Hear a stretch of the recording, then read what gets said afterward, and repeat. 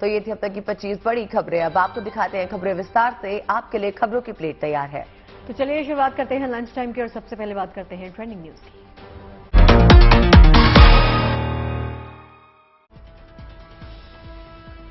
जम्मू कश्मीर में आतंक के खिलाफ बड़ी कामयाबी। सर्च ऑपरेशन में आतंकियों के हथियार का जखीरा बरामद। एलएसी पर अत्याधुनिक बोट और बख्तरबंद गाड़ियों से लैस हुई सेना। हवाई साजिश नाकाम करने के लिए ड्रोन तैनात। गुजरात, राजस्थान, एमपी में बारिश ने दिखाए तेवर। सरदार सरोवर डैम के 23 गेट खोले गए। गुजरात के अरावली में देवदूत बने एसडीआरएफ के जवान। मेशवा नदी में फंसे 14 लोगों की बचाई जान। दिल्ली में फिर बढ़ी कोरोना की रफ्तार। संक्रमण दर 20% के करीब पहुंची। और चलिए लंच टाइम की शुरुआत करते हैं। देखिए, देश को महफूज रखने और दुश्मन की हर साजिश को नाकाम करने के लिए एलएसी पर सेना का दम और भी बढ़ गया है, क्योंकि अत्याधुनिक हथियारों उपकरणों से लैस हिंदुस्तान के जवान हर साजिश को नाकाम करने के लिए पूरी तरह से तैयार हैं। अब दुश्मन चाहे जमीन से साजिश रचे या फिर आसमान से, देश के जवान हर मोर्चे पर दुश्मनों को मुंहतोड़ जवाब देने के लिए पूरी तरह से तैयार हैं।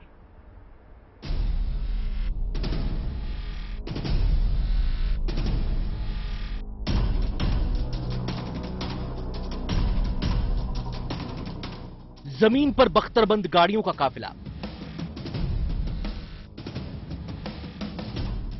पानी में हाई स्पीड बोट का पहरा, आसमान में ड्रोन से निगरानी, जल, थल और नभ में हिंदुस्तान ने वो चक्रव्यूह रचा है जिसे तोड़ पाना किसी भी दुश्मन के बस की बात नहीं। ये तस्वीरें चीन को बेचैन कर रही होंगी। ये ताकत देखकर पड़ोसी मुल्क घबरा रहे होंगे। ये हिंदुस्तान का वो दम है जिसे देखकर दुश्मनों के पसीने छूट जाते हैं। लद्दाख में चीन से सटी सीमा पर हिंद की सेना का दम पूरी दुनिया पहले भी देख चुकी है। अब इन नए हथियारों और उपकरणों का साथ पाकर भारतीय सेना और मजबूत हो गई है। सेना की ताकत को बढ़ाने के लिए रक्षा मंत्रालय ने एलएसी पर तैनात जवानों को इन अत्याधुनिक हथियारों से लैस कर दिया है। एलएसी पर पेंगोंग लेक बेहद संवेदनशील मानी जाती है। इस लेक में दुश्मन की हर साजिश को पल भर में नाकाम करने के लिए सेना को मिल गई है landing craft assault high speed boat. इस बोट पर एक बार में 35 जवान सवार हो सकते हैं। पलक झपकते ही ये बोट पेंगोंग लेक के एक छोर से दूसरे छोर तक पहुंच सकती है। इस बोट की मदद से सेना के जवान पेंगोंग लेक के हर कोने पर पैनी नजर रख सकते हैं। ये हाई स्पीड बोट सिर्फ ताकत की ही नहीं बल्कि आत्मनिर्भर भारत की भी मिसाल है। इस बोट को स्वदेशी तकनीक से गोवा में बनाया गया है। इस बोट को खास तौर पर पेंगोंग लेक के लिहाज से डिजाइन किया गया है। लेकिन एलएसी पर चुनौती सिर्फ पानी के रास्ते ही नहीं आती। यहाँ दुश्मन की साजिशें दुर्गम पहाड़ी रास्तों से भी देश में दाखिल हो सकती हैं। इन जमीनी साजिशों को नाकाम करने के लिए सेना के पास अब एक नहीं 2-2 बख्तरबंद गाड़ियां मौजूद हैं। इनमें पहली है infantry protected mobility vehicle. Tata advance system limited ने इस बख्तरबंद गाड़ी को जवानों की हिफाजत के लिए डिजाइन किया है। ये बख्तरबंद गाड़ी किसी टैंक जैसी मजबूत है। बेहद मुश्किल पहाड़ी इलाकों में भी ये गाड़ी पूरी रफ्तार से चल सकती है। किसी भी टकराव की सूरत में ये सैनिकों को कुछ ही मिनटों में एक जगह से दूसरी जगह ले जा सकती है। इस गाड़ी में बैठे सैनिक दुश्मन के किसी भी तरह के हमले से महफूज रहते हैं। लद्दाख में सेना को मिली दूसरी गाड़ी का नाम क्विक रिएक्शन फाइटिंग व्हीकल है। इन गाड़ियों को खास तौर पर पूर्वी लद्दाख में तैनात किया गया है। इसे भी टाटा एडवांस सिस्टम ने सेना की जरूरतों का ख्याल रखते हुए डिजाइन किया है। इस गाड़ी में बैठकर जवान दुश्मन पर सटीक निशाना लगा सकते हैं, जबकि दुश्मन इन जवानों का कुछ भी बिगाड़ नहीं पाएगा। लेकिन पानी में हाई स्पीड बोट का पहरा और जमीन पर बख्तरबंद गाड़ियां ही काफी नहीं है। दुश्मन की आसमानी साजिशों को नाकाम करने का हथियार भी सेना के पास मौजूद है। एलएसी के पास हवाई सुरक्षा के लिए फाइटर जेट हर वक्त तैयार रहते हैं। लेकिन सेना ने दुश्मनों की निगरानी के लिए एक अत्याधुनिक पहरेदार भी तैनात कर दिया है। यह रिमोट पायलट एरियल सिस्टम यानी RPASI ड्रोन जैसा दिखने वाला यह अत्याधुनिक उपकरण हवाई निगरानी का बादशाह है। सैकड़ों फीट ऊपर से RPAS दुश्मन की हर हरकत को अपने कैमरे में कैद कर सकता है। इसकी मदद से सेना दुश्मन के खिलाफ सटीक रणनीति बना सकती है। जरूरत पड़ने पर इसे दुश्मन पर हमला करने के लिए भी इस्तेमाल किया जा सकता है। इन हथियारों और उपकरणों के दम पर लद्दाख में अब हिंदुस्तान की सेना की ताकत पहले से कई गुना बढ़ गई है। देश के जांबाज सैनिकों के जज्बे को जब इन अत्याधुनिक हथियारों का साथ मिलता है तो हिंदुस्तान की सरजमी पर किसी की आंख उठाने की हिम्मत नहीं होती। यही हिंदुस्तान की वो ताकत है जिसकी बदौलत देश हर पल खतरे से महफूज रहता है। लद्दाख से Manjeet Negi, good news today. Ladakh में भारत की ताकत कई गुना और बढ़ गई है। अब चीन की हर हरकत पे सेना की नजर है। वक्त की जरूरत को समझते हुए हिंदुस्तान ने सेना को हर मोर्चे के लिए तैयार किया है। सेना को नई असॉल्ट राइफल समेत अत्याधुनिक हथियार मिले हैं। रक्षा मंत्री राजनाथ सिंह ने इन स्वदेशी हथियारों को सेना को वर्चुअली सौंपा। इन हथियारों की वजह से ही सरहद पर हमारे देश की ताकत और बढ़ेगी।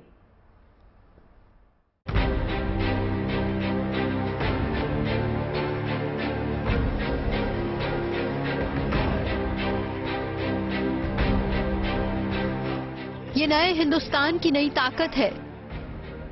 ये आत्मनिर्भर भारत की नई पहचान है। दुश्मन देश के लिए भारत की ताकत का आईना है।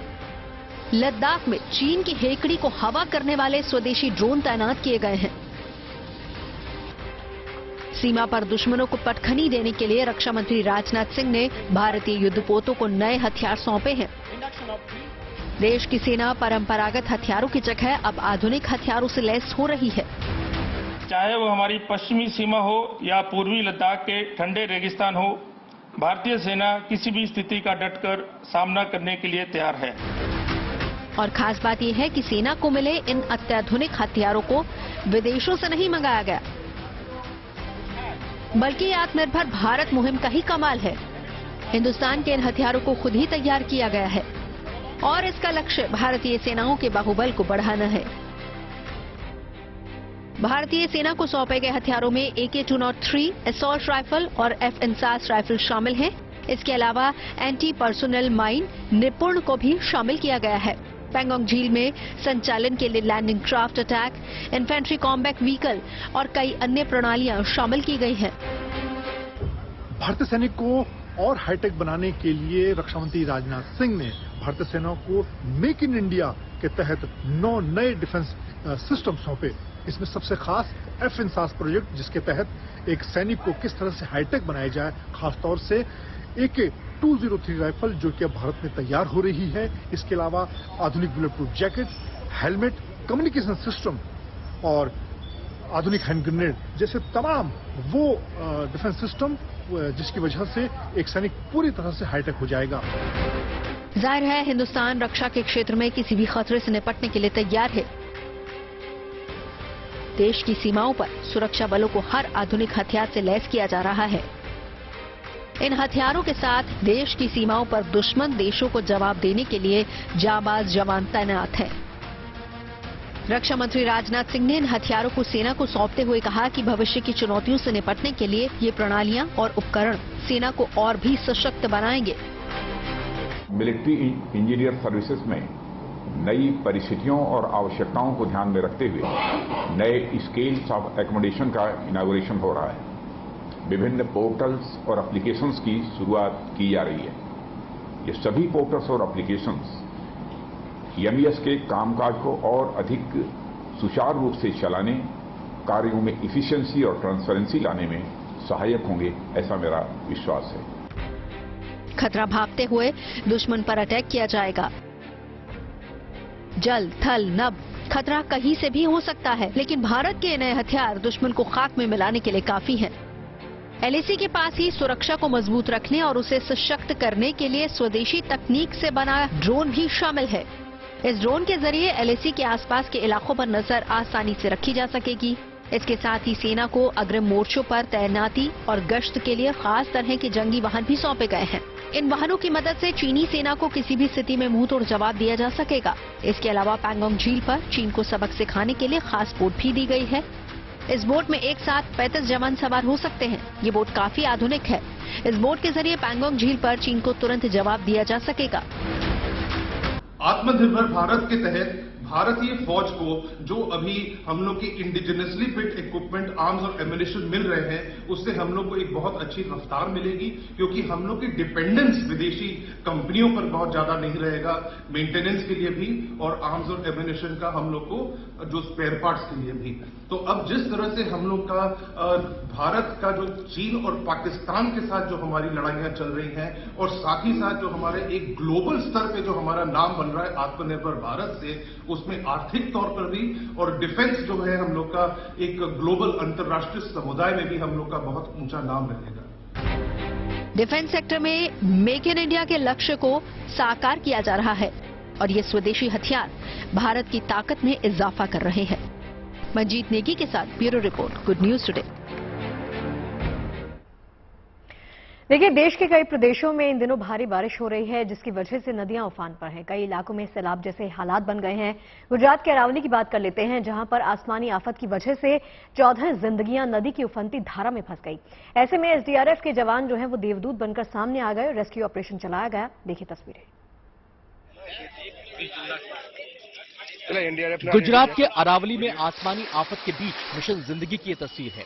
एसडीआरएफ की टीम ने मेशोवो नदी की उफनती जलधारा में रेस्क्यू ऑपरेशन को अंजाम देकर लोगों की जान बचाई।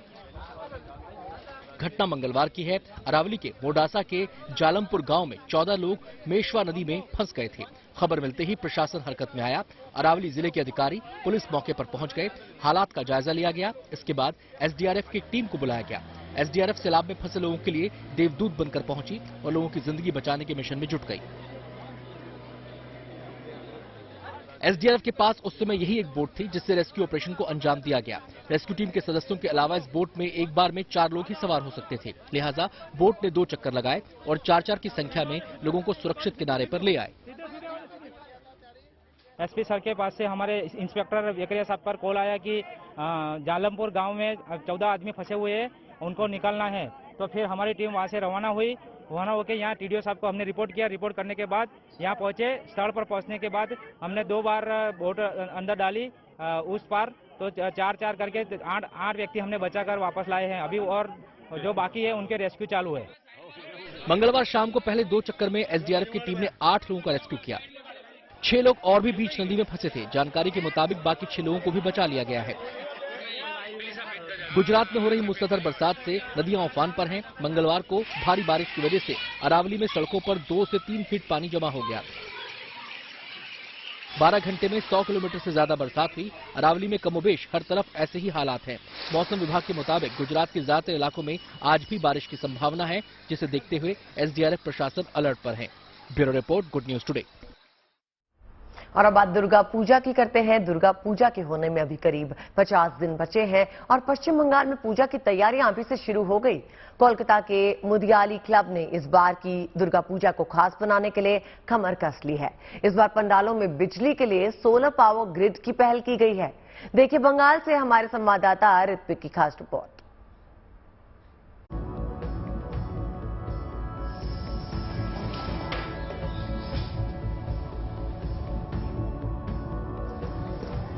पश्चिम बंगाल के सबसे बड़े पर्व दुर्गा पूजा से जुड़ी ये तस्वीरें बताती हैं कि तैयारियां किस तरह से चल रही हैं। वैसे तो पूरे देश भर में मां दुर्गा की पूजा धूमधाम से की जाती है, लेकिन सबसे चर्चित पूजा बंगाल की दुर्गा पूजा होती है। यहाँ दुर्गा पूजा इतनी खास है कि संयुक्त राष्ट्र संघ की कल्चर यूनिट यूनेस्को ने इसे मानवता की अमूर्त सांस्कृतिक विरासत के तौर पर शामिल किया है।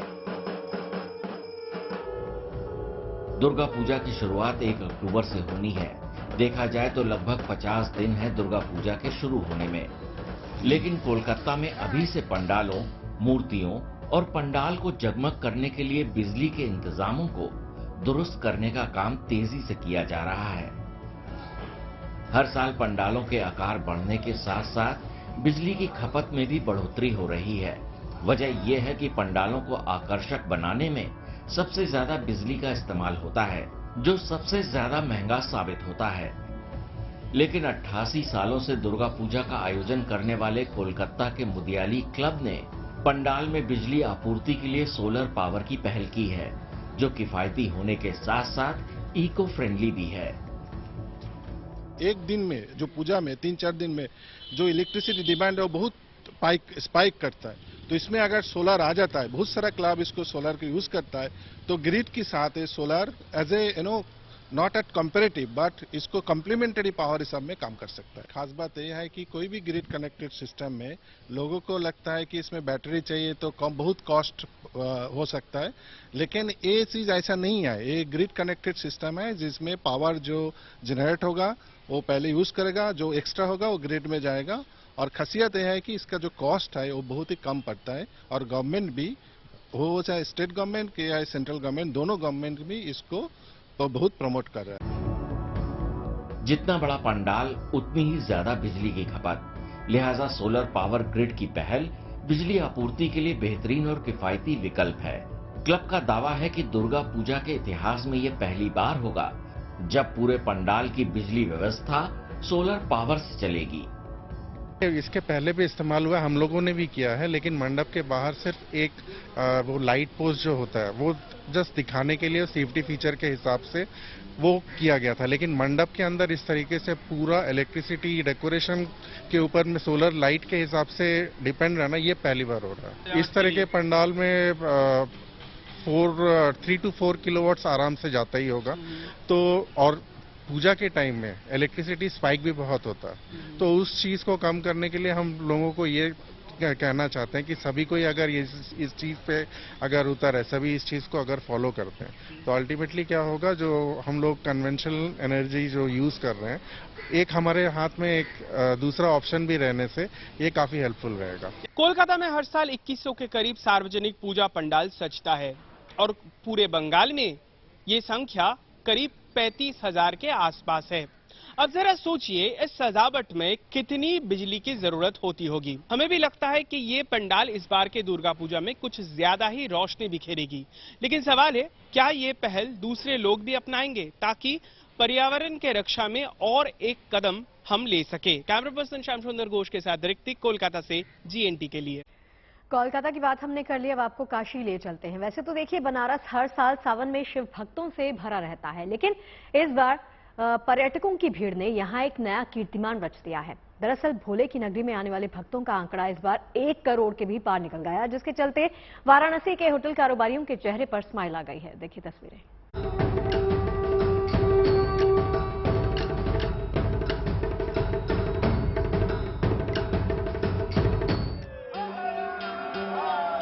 हर हर महादेव और बम बम भोले के जयकारों की गूंज। शिव नगरी में भक्तों की ये भीड़, बाबा के दर्शन पूजन के लिए उत्साहित ये श्रद्धालु। सावन के पावन महीने में बाबा भोलेनाथ की नगरी काशी में शिव भक्तों ने इतिहास रच दिया। इस साल जुलाई तक बाबा के धाम में 1 करोड़ से भी ज्यादा श्रद्धालुओं ने हाजिरी लगाई। आंकड़ों के मुताबिक 2022 जुलाई में ही करीब 90 लाख श्रद्धालु काशी पहुंचे, जो सावन के महीने में अब तक श्रद्धालुओं की संख्या का नया रिकॉर्ड है। सावन तो हर साल आता है, लेकिन अब की बार श्रद्धा का सावन खूब लहलहाया। दरअसल पिछले 2 सालों में वाराणसी के पर्यटन में भारी गिरावट देखने को मिली थी और कोरोना काल में ये शून्य के बराबर हो गई थी। लेकिन इस साल बाबा के दरबार में श्रद्धा का प्रभाव इतना तेज रहा कि दर्शनार्थियों ने संख्या के सभी पुराने रिकॉर्ड तोड़ दिए। खास ये था कि 2 साल के अंतराल के बाद कांवड़िए उमड़े भी तो उनमें गजब का अनुशासन दिखा। उनके भाव से शहर की सड़कें गलियां पटी रही, लेकिन कोई ऐसी गतिविधि इस बार नहीं दिखी जो गलत छवि पेश करे। साथ ही स्थानीय लोगों का उत्साह भी उफान पर रहा। क्या देशी क्या विदेशी भोले बाबा के भक्त देश दुनिया के कोने कोने से दर्शन के लिए पहुंचे। इसके पीछे बड़ी वजह काशी विश्वनाथ कॉरिडोर का निर्माण रहा। जब से विश्वनाथ मंदिर कॉरिडोर का उद्घाटन हुआ है, तब से इस क्षेत्र में काफी विकास हुआ है। कोरोना के कारण 2 साल तक वाराणसी में पर्यटन की स्थिति ठीक नहीं थी। पर्यटकों की संख्या में भी भारी गिरावट रही, लेकिन साल 2022 में वाराणसी में सारे रिकॉर्ड टूटे और भारी संख्या में पर्यटक वाराणसी पहुंचे। श्री काशी विश्वनाथ धाम के आसपास के दुकानदारों की तो खूब चांदी रही। कोरोना संक्रमण काल के 2 सालों में ध्वस्त हुई दुकानदारी की रौनक सावन के महीने में लौट आई।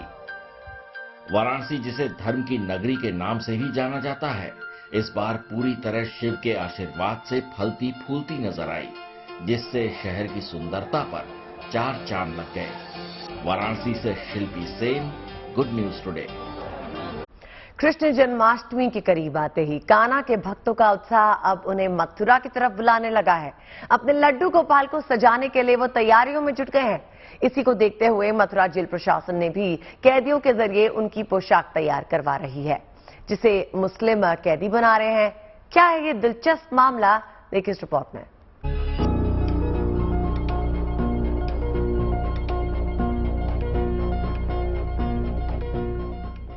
मथुरा, जेल और कान्हा तीनों जन्माष्टमी के पर्यायवाची ही तो हैं। कृष्ण की कहानियां सुनाते हुए आप इसमें से किसी को भी अलग नहीं कर सकते हैं। और अब तो जन्माष्टमी आ रही है।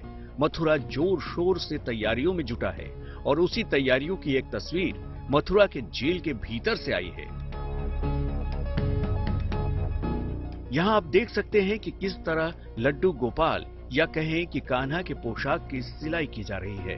पोशाक सुंदर बने, लोगों का दिल मोह ले और लड्डू गोपाल भी जब सज धज कर तैयार हों तो लोग देखते रह जाएं। इसके लिए रंगों, डिजाइन सबका खास ख्याल रखा जा रहा है। अब आपको बताते हैं इस तस्वीर का सबसे अहम पहलू। जिन लोगों को आप कान्हा की ड्रेस सिलते हुए देख रहे हैं वो सब मुस्लिम हैं और सजा याफ्ता भी, यानी कि कैदी हैं। इनको ये हुनर दिखाने का मौका दिया है गाजियाबाद की एक संस्था ने, जिसमें वो 5000 लड्डू गोपाल के वस्त्र खरीदने वाली है।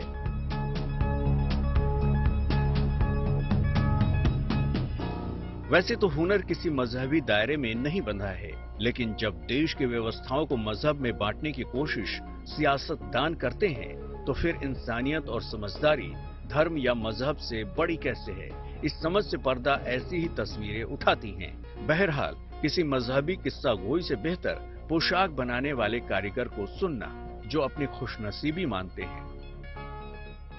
ये तो मेरा सौभाग्य है कि एक मोमडन होकर मुझे ये काम करने का मौका मिला, वरना लोग इतने सारे होते हैं, फिर भी किसी को मौका मिलता है। लाखों में से शायद ही कुछ हो पाते हैं जिनको ये भगवान जी की पोशाक बनाने का मौका मिलता है। ये कीमत सिर्फ वही जानते हैं जो ये पोशाक बनाते हैं। दुनिया में सबसे बड़ा धर्म इंसानियत का है, उससे से बड़ा कोई धर्म ही नहीं है। दरअसल मथुरा राज्य सरकार की योजना का हिस्सा है, जिसमें मथुरा जेल के कैदियों से भगवान श्री कृष्ण की पोशाक बनवाई जा रही है। इसके लिए इन कैदियों को बाकायदा ट्रेनिंग भी दी गई है। ये मदद गाजियाबाद के उसी संस्था ने दी है जिसने जेल को 5000 ड्रेस के ऑर्डर दिए हैं। हालांकि जेल सुपरिटेंडेंट की माने तो लोगों को कपड़े पसंद आने की एक नहीं कई वजहें हैं। हम लोगों ने वर्तमान में 40 से 50 जब कपड़े बनाकर के उनको उपलब्ध कराए, उनको सैंपल के तौर पे जब दिखाया उस सोसाइटी को, तो उस सोसाइटी ने जब उसको मार्केट में रखा तो लोगों की भावनाओं के साथ साथ उसको व्यक्तिगत रूप से बहुत पसंद किया गया। भावनाएं ये थी कि कृष्ण की जन्मभूमि जो है कारागार को माना जाता है, अर्थात उसको प्रसाद के रूप में ग्रहण किया, और साथ में कारागार से निर्मित वस्तु है उसके दृष्टिगत भी यह मार्केट में अपने आप पब्लिसिटी ब्रांडेड होकर बिकने लगी। अपने इस काम की बदौलत कैदियों में भी भरोसा बढ़ा है। उन्हें लगता है कि सजा तो ठीक है, लेकिन इस हुनर से आगे की जिंदगी सुधर जाएगी। वैसे भी कृष्ण के लिए तो कहा भी गया है, वहीं गए जहां गए पुकारे, हे नाथ Narayan Vasudeva. Bureau report, good news today. देखिए, कोरोना पाबंदियां हटी तो बेपरवाही भी बढ़ गई है। नतीजा इसका हम सबके सामने है कि एक बार फिर से केस बढ़ने लग गए हैं। देश में कोरोना महामारी की रफ्तार फिर से एक बार बढ़ती हुई देखी जा सकती है, लेकिन इस बार प्रशासन और राज्य की सरकारें जो है वो मुस्तैद हैं, अलर्ट है। लेकिन इसमें आपकी हमारी भागीदारी भी उतनी ही महत्वपूर्ण हो जाती है, क्योंकि महामारी अभी गई नहीं, वायरस अब भी हवा में मौजूद है। लिहाजा सावधानी बेहद लाजमी है।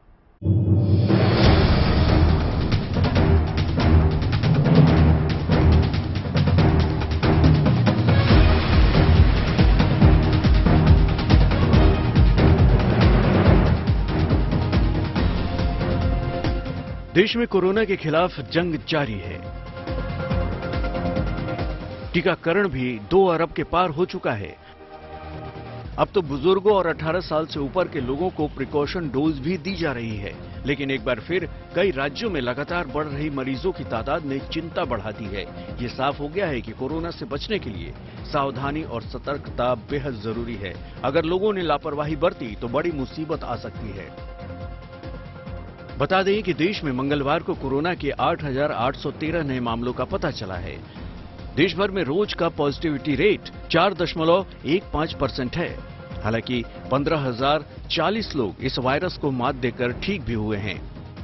राहत की बात जरूर है कि देश में कोविड के मरीजों की संख्या भले ही बढ़ रही हो, लेकिन इससे लोगों की जान पर खतरा कम हो गया है। बात करते हैं एक ऐसी खबर की जिसका वास्ता आपसे, हमसे, हम सबसे है। हमारे उन बुजुर्ग सदस्यों से है जो अकेलेपन का शिकार हैं। ऐसे बुजुर्गों के लिए रतन टाटा ने मदद का हाथ आगे बढ़ा दिया है। दरअसल बुजुर्गों के अकेलेपन को दूर करने के लिए काम कर रहे स्टार्टअप गुड फेलोज की आर्थिक मदद करने के लिए रतन टाटा ने निवेश करने का ऐलान किया है। देखिए हमारी खास रिपोर्ट।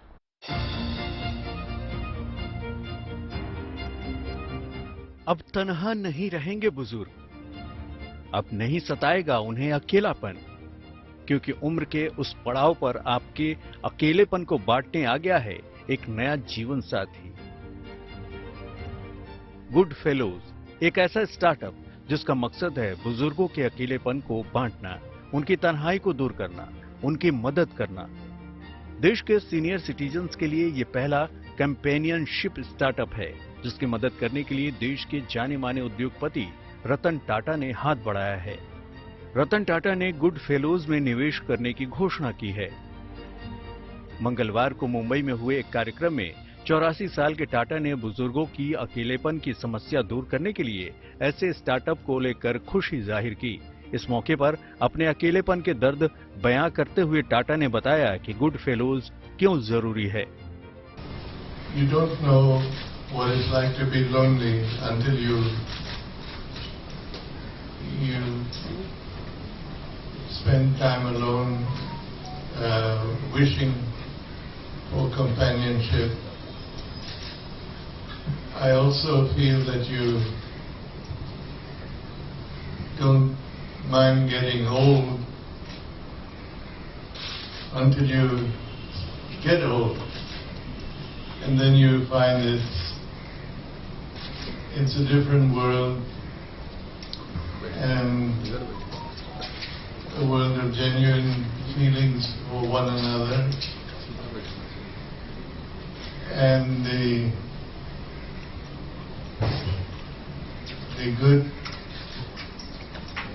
good-natured. इस स्टार्टअप की पहल की है 30 साल के युवा शांतनु नायडू ने, जो रतन टाटा के ऑफिस में काम करते हैं। इस स्टार्टअप का आइडिया शांतनु को कहां से आया, आइए उन्हीं से जानते हैं। जो फ्रेंड्स हैं, मेरे सीनियर्स हैं, तो मुझे उनसे जो सीखने को मिलता है और उनको जो कंपेनियनशिप मेरे थ्रू मिलता है, दुनिया वापस देखने को मिलती है थ्रू माय आइज, वो मुझे लगा कि सबको होना चाहिए, स्पेशली जिनके पास कोई नहीं है वो सीनियर लाइफ स्पेंड करने के लिए। क्योंकि सीनियर्स एक रूटीन में एस्टेब्लिश हो जाते हैं, फिर उसमें से ब्रेक नहीं होते, फिर study depression and which affects their physical health. So overall health और just as a human need जो कंपेनियनशिप सबको चाहिए, वो मेरे लाइफ में जो है वो मुझे सबको देना है। युवाओं और शिक्षित ग्रेजुएट के जरिए गुड फेलोज बुजुर्गों की मदद करेगा। उनका अकेलापन दूर करने के लिए ये युवा बुजुर्गों के साथ वक्त बिताएंगे, उनके साथ कैरम जैसे गेम खेलेंगे, उनके लिए अखबार पढ़ेंगे और आराम करने में उनकी मदद करेंगे। यानी गुड फेलोज युवाओं को बूढ़े लोगों को सहारा बनाएगा। बट मुझे ऐसा लगता है कि जैसे ही लोगों को इसका पता चलेगा, मैं खुद भी बताऊंगी जितना हो सके, तो सारे लोग जो है जो इनके कांटेक्ट में आएगा उनको इतना अच्छा लगेगा और उनकी जिंदगी बदल जाएगी, जिंदगी का नजरिया बदल जाएगा और उनके हमारे जैसे जो बच्चे कुछ दिन हैं वो बहुत अच्छे रहेंगे। जब मैंने ये कॉन्सेप्ट के बारे में पहली बार सुना शांतनु से, तब मुझे लगा ये कितना डिफरेंट कॉन्सेप्ट है। इट्स सिंपल है but it's such a unique different concept. मुझे लगा कि डेफिनेटली ये मुझे डेफिनेटली करना है, क्योंकि ये this is something I truly believe in. Good fellows ने बुजुर्गों को संस्था से जोड़ने के लिए एक वेबसाइट शुरू की है। हालांकि कनेक्टिविटी आसान करने के लिए हॉटलाइन का भी इंतजाम किया गया है ताकि फोन के जरिए बुजुर्ग आसानी से संपर्क कर सके। हमने ऐप तो नहीं रखा है क्योंकि ये सब एल्डरलीज है, उनको वो ऐप नेविगेट करना, समझना, इसमें ही अगर वो गुम गए तो इट किल्स द पर्पस। तो हमने वेबसाइट तो रखा है, जिनको वेबसाइट यूज करना आता है, लेकिन हमारा main source of reaching us और सब्सक्राइबिंग इज की फोन नंबर, डायरेक्ट हॉटलाइन है, and that hotline connects to me और माय टीम। तो सेल्स टीम वगैरह ऐसा कोई नहीं है, क्योंकि इनको हमसे पर्सनल बात करनी है, पर्सनल क्वेश्चंस पूछने हैं, तो उसके लिए हमारा रिस्पॉन्स भी पर्सनली होना चाहिए। गुड फेलोज के बिजनेस मॉडल के तहत बुजुर्गों को पहला महीना पूरी तरह मुफ्त मिलेगा। दूसरे महीने से एक छोटा सा मेंबरशिप चार्ज लगेगा, जिसे बुजुर्गों की पेंशन के आधार पर तय किया गया है। वहीं बुजुर्गों की सेवा के साथ साथ कई युवाओं को गुड फेलोज के साथ इंटर्नशिप करने का भी मौका मिलेगा।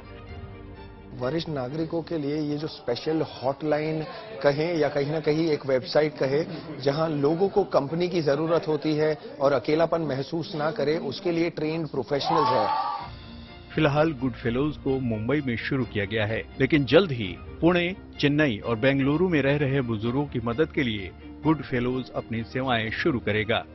मुंबई से देव कोटक के साथ bureau report, good news today.